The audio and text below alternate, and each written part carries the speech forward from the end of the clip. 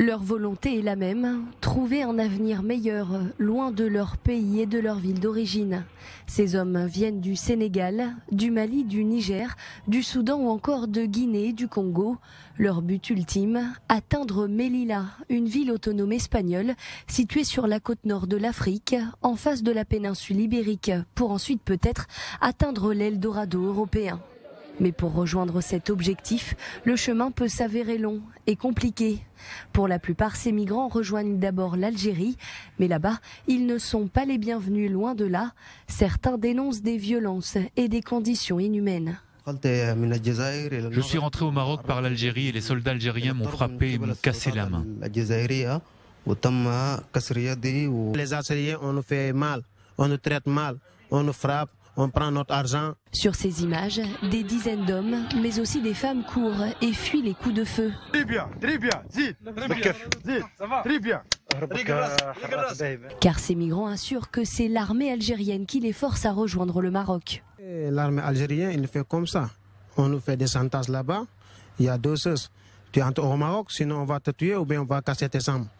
Avant tout, on te pose des questions. Il y a des guides là-bas. Tu pars juste en Algérie, les guides, on te prend. On te dit, donnez-moi 2000 dirhams, donnez-moi 50 €, 500 €, sinon, voilà les militaires, voilà l'armée algérienne. Et eux, ils se disent deux choses. Soit tu entres au Maroc, soit on te casse ta gueule. C'est ça, c'est une catastrophe. Nous, on veut vivre. C'est eux qui nous obligent de partir au Maroc. Sinon, parce qu'il y a nos frères qui sont cassés leurs bras, nos frères qui sont cassés leurs jambes, ont pris leur argent, c'est obligé d'entrer au Maroc. Une volonté de l'Algérie dont le but est de se servir de la crise migratoire comme une arme de guerre contre le Maroc. Le soldat algérien m'a demandé « Où vas-tu » J'ai dit le Maroc et il m'a demandé encore « Qu'est-ce que tu préfères, le peuple marocain ou algérien ?» J'ai dit « Les deux peuples sont bien, leur comportement est gentil avec nous. » Et il a dit « Tu veux y aller chez les Marocains, les Juifs ?»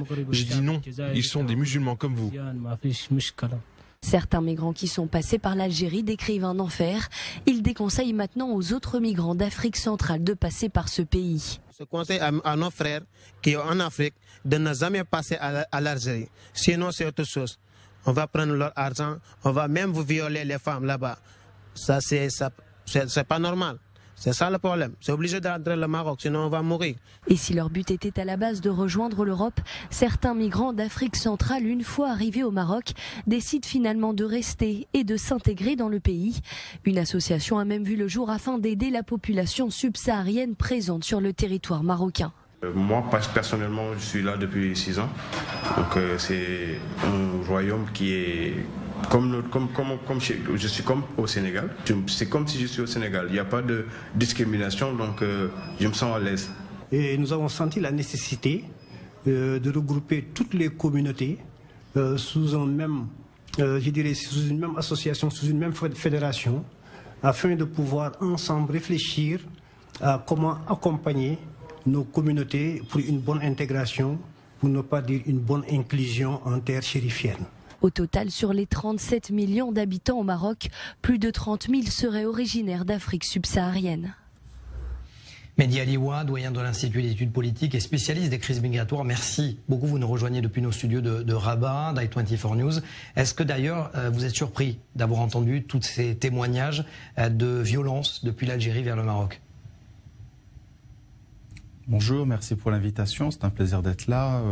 Non, je ne suis pas surpris malheureusement. Effectivement, ce sont des routes migratoires extrêmement dangereuses, mais effectivement, il y a des spécificités au nord de l'Algérie où on entend depuis longtemps certaines exactions, mais au sud c'est un peu différent puisque les gens s'installent et travaillent notamment dans l'agriculture et l'Algérie est un des pays du Maghreb qui reçoit le plus de travailleurs immigrés, soit saisonniers, de l'autre côté de la frontière saharienne, soit des gens qui s'installent et certains finissent par passer au Maroc en espérant rejoindre l'Europe à travers les deux enclaves, les deux présides occupés qui sont des restes coloniales de la période de la colonisation espagnole que sont les villes de Ceuta et Melilla.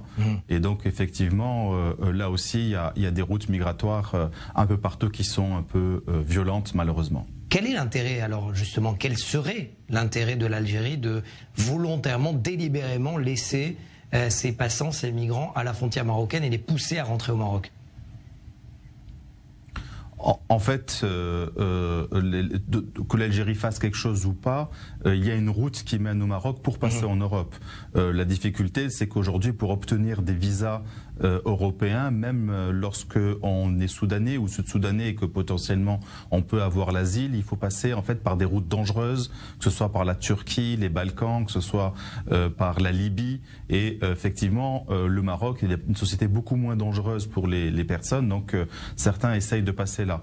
Mais c'est vrai que l'Algérie, depuis quelques années, autour de cette frontière qui est une frontière problématique et qui a été fermée avec un no man's land entre les deux parties marocaines et algériennes, participe bien sûr à instrumentaliser cette frontière, comme d'ailleurs beaucoup de pays, et notamment les pays européens qui veulent se frontaliser à tout prix.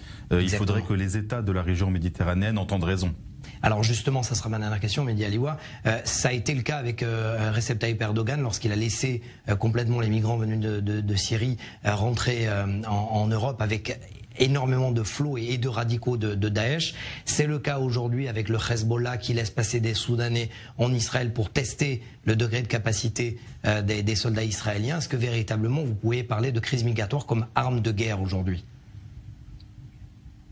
Alors, c'est pas une arme de guerre, parce que je comprends de votre point de vue qui êtes dans une situation particulière. Au Maroc, grâce à Dieu, nous sommes une société apaisée, donc on ne voit pas la guerre, même si nous sommes en tension très forte. Mais en fait, en réalité, c'est que d'abord, il faudrait permettre d'avoir des corridors humanitaires, que dedans se glissent des personnes qu'il s'agisse de contrôler pour des questions de sécurité, c'est une évidence.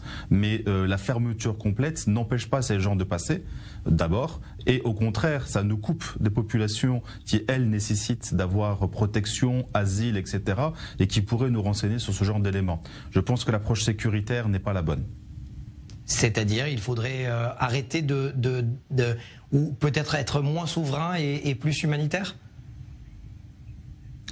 Moins souverain peut-être pas, mais plus humanitaire, plus dans le partage, et de contrôler évidemment les gens, mais de permettre à ceux qui mériteraient d'avoir l'asile ou autre de pouvoir se déclarer sans risquer, sans qu'ils craignent de risquer d'être expulsés, etc. Aujourd'hui, je pense que cette frontiérisation européenne est à bout de souffle, et d'ailleurs le plus grand nombre de morts sur les routes migratoires dans le monde sont aux frontières de l'Europe, et le fait qu'on ait deux frontières encastrées dans le territoire marocain, de ces deux présidents occupés de Ceuta et Melilla, font que malheureusement le Maroc est aussi sur la map monde des migrants et des demandeurs d'asile qui meurent sur les routes migratoires. Merci beaucoup Mehdi Aliwa, doyen de l'Institut d'études politiques et spécialiste des crises migratoires. Merci à vous. Merci.